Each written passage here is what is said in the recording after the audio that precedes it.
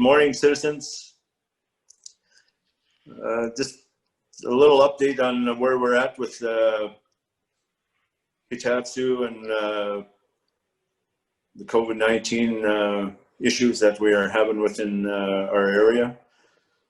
I think one of the things that I guess people are aware that we have, some of the neighboring First Nations that do have, a case or two which has been addressed, and I think a number of other citizens away from home have been suffering with COVID-19. Not so much as our citizens, but there has been exposure, and it is, increasing. I think one of the things that we have to start looking at is, limiting our travel within Hitatsu and where we go, shopping. I think even going to the co-op across the bay is, probably our best bet. I know people have a tendency to travel far, go to, Port Alberni and Nanaimo for the better deals and stuff like that. But the time now is not to be traveling, and if there is certain things, maybe we can actually look at having some sort of service where we could have a group shop. This is just something that that if we need to buy in bulk, we could probably send fruit, vegetables, or whatever, if there's supplies that we need. That's just a thought. That's not in place now. Anything that we can do to limit the exposure outside of our area, and then even in our own bubble here that we have. You heard Dr. Henry talk on I think it was Friday, or about maintaining that bubble and to just family members and the unit. One unit rather than expanding outside that. I think having that is important. One of the things that we do is, try to restrict that to essential travel. And I know everybody's view of essential travel is a little different. And besides that, I think having a personal log of, of where you're going, contact tracing, so there's the ability to contact trace people that might be exposed to you, or if you're exposed to somebody that is potentially proves positive.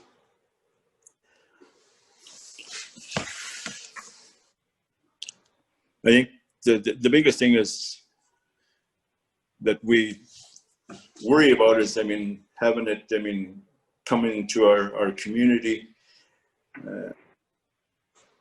and then the potential for exposure is quite a bit higher, because I know that people do go visit family, even though that this is one of the times that that we shouldn't. Our vulnerability is quite high. A lot of our people do work in the service industry and stuff like that. If they still are working, there's that potential. So all I want to do is just make sure that everybody is safe, and that are aware of things are going. More exposures are being recorded as we speak, and then potential. If things that do happen to expand to our area, that there will be further restrictions.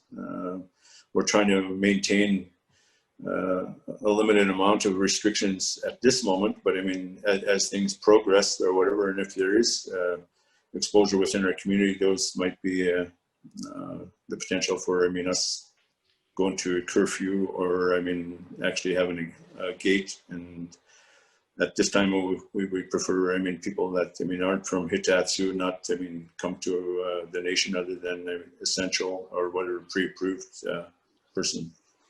Where we're going, and as far as our citizens away from home. You know, I mean, our hearts are with them too, and this is not just a local issue. I mean, all our citizens are being affected. I mean, whether they're in Vancouver, in the U.S., and throughout Canada. I mean, and that's the bigger picture. But right now, we're trying to, I mean, maintain some sort of normality within Hitatsu, and trying to actually put emphasis on restricting travel of our citizens and complying with, I mean, Dr. Bonnie Henry's order, so we can actually be ahead of the curve that seems to be actually touching our province and throughout Canada and all over the world.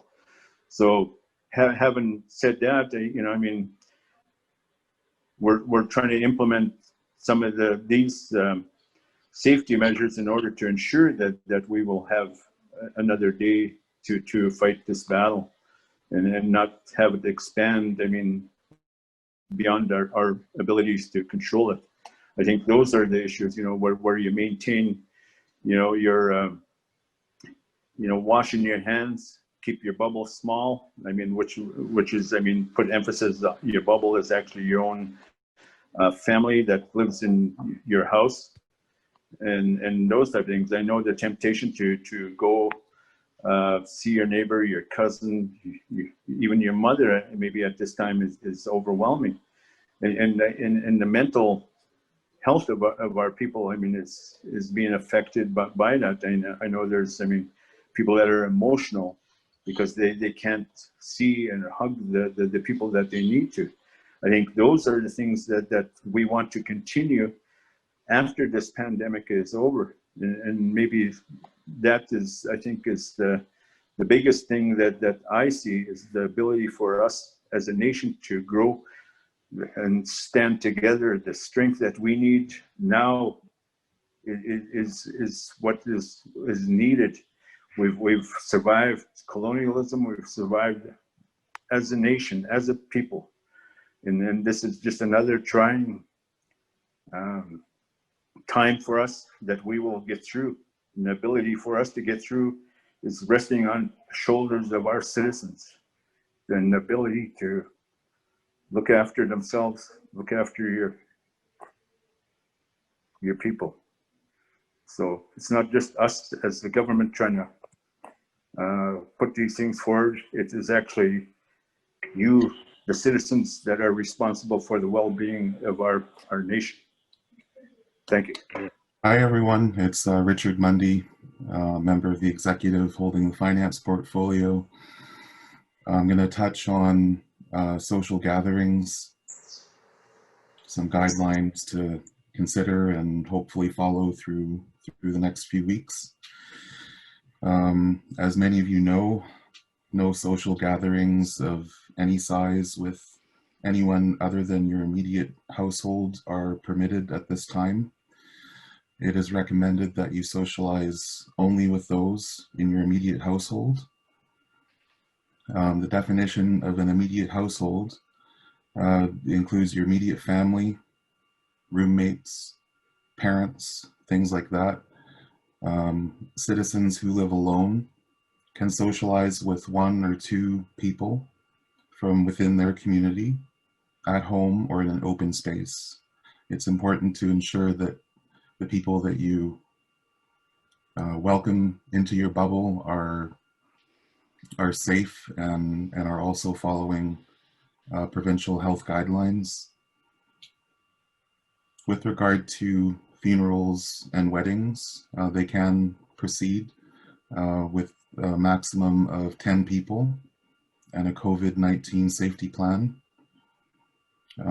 Receptions for funerals and weddings are not allowed inside or outside homes or any public community venues. And it's recommended to avoid dine-in service at bars and restaurants, and avoid non-essential personal services such as spas, tattoo parlors, hair and nail salons.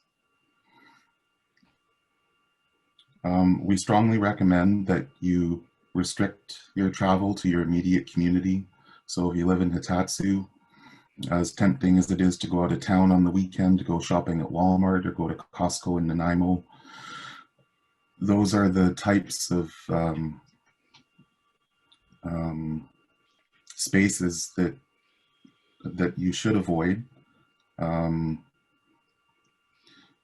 Try to stay local. If you live in Hitatsu, it might be a little more expensive, but you can get your groceries locally. You can do your Christmas shopping locally. And for those citizens living in urban areas, we recommend that, again, avoid the larger big box stores and maybe focus on online ordering, curbside pickup, and that sort of thing. If you do have to travel outside of your community for essential reasons, we do ask that you keep a record of where you go, and if you've had close contact with anyone during those outings, to keep a record of it in the event that you get the virus. Then the contact tracing can take place following that. Always adhere to proper personal protective equipment like face masks and hand sanitizer if you are traveling for essential purposes. Avoid all unnecessary stops. If you're an individual that needs to travel outside of the province or outside of the country for essential reasons, please adhere to the mandatory 14-day isolation period that you're expected to follow. Good morning, everybody. My name is Jenny Tucci. I'm an executive member of legislature with the asset portfolio. This morning, I just wanted to touch on some of the community and programs and services that have some guidelines and updates. So the following programs will continue with social distancing and sanitization measures in place: academic programs and the homework club, the Warrior program if under 6 persons. Alternatively, itineraries will be postponed, community services internship, and the Quiet Sea Geese Head Start Child Care Center. Land-based programs are still to be determined at this time. Dr. Ted Alter and Day Cooper are available by phone and email. Schedules are included on the main page of the UFN website. And at this time, language classes are available online. Just on a personal note, I just want to express that I think we can all agree it's incredibly challenging at this time to maintain social connections and family ties, particularly during incredibly difficult circumstances that arise in our personal lives. And I want to thank everybody for their continued patience and their continued advocacy for ensuring community safety. The best defense that we have against this virus is for us to monitor and alter our behaviors that increase our exposure to it. So like others have already said, please consider your area of travel restricted as much as possible to reduce likelihood of exposure. Ensure that you have maintained a contact tracing record on a daily basis, whether it's on a cell phone, on a scrap of paper, on your calendar. Please just ensure that you maintain your contact tracing record. And remember to wear your mask and hand sanitize. It's incredibly important that we protect ourselves so that we can ensure that we protect those closest to us. And please always remember that you may reach out to your administration to understand the resources and supports that are available to you during this time. Stay safe and help each other out as much as possible. And please remember to reach out when you need assistance. Thanks.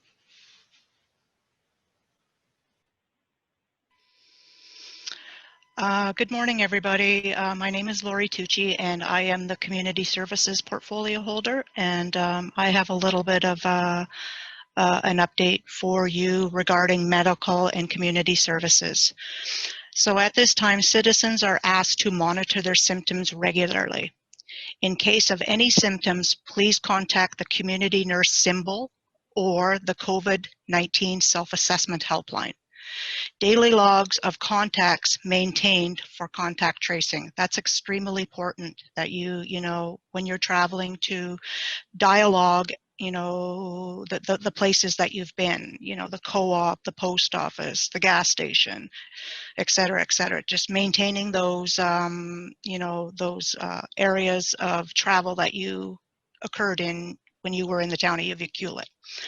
Contact tracing will not be undertaken by YFN unless directed by the province of BC and or the BCCDC. Our community nurse symbol is available for any immediate health-related issues. YFN social service team is available for your medical or food-related support. So yeah, so please, you know, reach out to our, you know, community services department, you know, Dr. Rohan and his team, you know, Symbol, Zeed, Gloria, Carrie, Debbie, you know, they're all here to help you. So it's, you know, if you need support in any way, please reach out to these individuals. They're here for you. It was mentioned yesterday that masks are now mandatory in all indoor public spaces, and there is now, the province can issue a fine of up to $230 for non-compliance of not wearing a mask in indoor spaces. So just be mindful of that, and just, you know, take a mask with you. You know, you don't want to be in any precarious position, you know, if you're, you know, in a store and caught without a mask. So just, you know, keep some masks with you at all times. For any information regarding travel, provincial restrictions, please refer to the COVID-19 page on the website or contact our social services department. You know, I know these are trying times for everybody, and my heart goes out to all of you. You know, it's extremely trying for, you know, the YG government and all our citizens here and in our urban areas. You know, we need to be, you know, very respectful to one another. And you know, it's hard, you know, I know everybody wants to, you know, socialize with their families with the upcoming, you know, holidays that are, you know, coming up very shortly. You know, that might not be possible. We don't know at this point in time, but just, you know, be respectful. You know, this is hard on everybody, and you know, I feel for you all, and you know, if I had a magic wand, I would just wave it and make this all go away, but I just don't have that type of powers. So, you know, please, you know, be respectful, be kind, be safe, and be calm, and you know, we will get through this. You know, there is light at the end of the tunnel. It may seem far away, but we will get through this. And I want to thank you for your time today, and I hope everybody stays safe. Thank you very much. Good morning, everybody. My name is Al McCarthy, member of the Executive Holding the Lands and Resources Portfolio. I'll be touching on the Yuułuʔiw̱ Center workplace. As it is now, all YG staff have been authorized to work from home effective immediately. Those at the workplace will adhere to established work plan as set out by the Director of Operations. The Yuułuʔiw̱ Center reception will remain open from 8 in the morning to 4:30, Monday through Friday. Citizens should enter through the door at the reception side. Safety protocols for citizens entering the center include wearing a mask, sanitizing upon entry, issuing a temperature check. If you must enter the administration office and follow the directional arrows.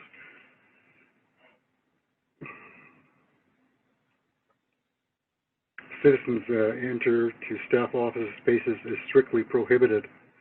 And I think just want to touch on how I feel, you know, as far as I've heard all the other members. I'm thinking of staying home as much as possible. I know it's difficult to do that, but I think we need to. look at your core bubble. The core bubble is, your immediate household, as has been said earlier, but I think it's important that we think along those lines, because cases are rising, and we want to keep everybody safe as possible and healthy. Thank you. Okay, well, I would just like to thank everybody for their time, and be safe, and remember to wash your hands, practice social distancing, and we'll all get through this. And hopefully things will be, there'll be another sunset to see, just like the one behind me. Thank you.